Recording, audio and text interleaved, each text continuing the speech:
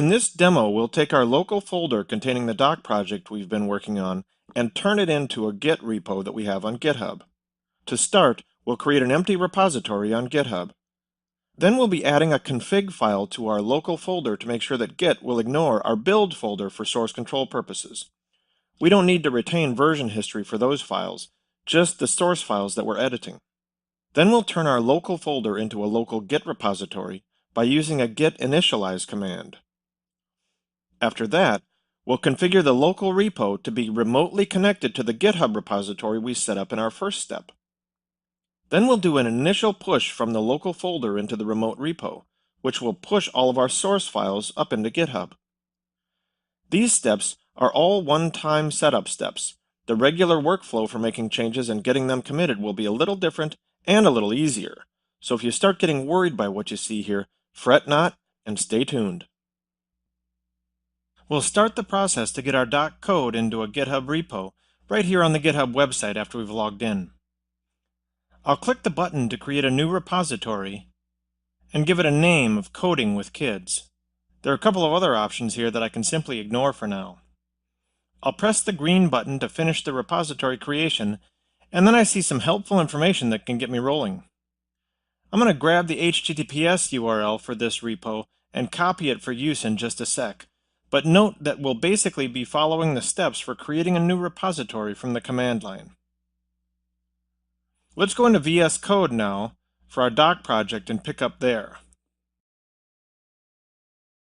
In VS Code, I want to add a gitignore file so that our build folder contents, which amounts to quite a few files, will not be part of what lives in our Git repository.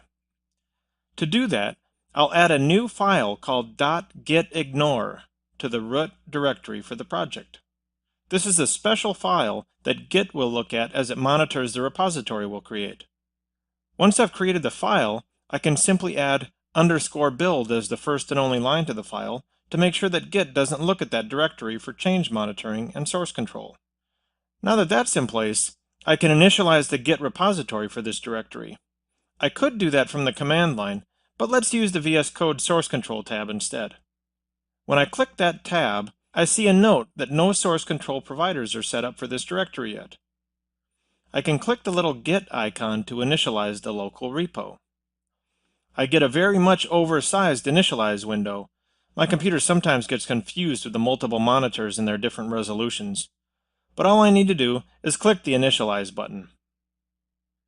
Since this is a brand new repo that we've just created, all of our existing files now show up as needing to be committed into the repo as new files. I'll type in a commit note of initial commit and then commit the changes.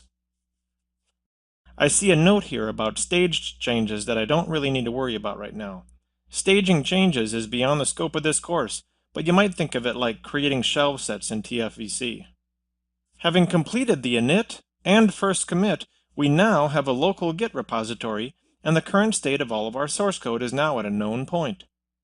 All of this is so far still on our local machine. Now we need to connect to a remote repo and do a push. The integrated menu options in Git functionality do not currently support the two operations we need to do, so I'll open a terminal for this. We start by adding a remote origin link to the URL that GitHub gave us when we created the repo. Then we do a push with the -u flag to the master branch, and we see some objects being reviewed and written, which seems promising. The process completes, and we can pop back to our browser showing the repo we created earlier. If we refresh the page, we see that our code has been uploaded. Awesome! So now we have local code that we have pushed into a repo on GitHub.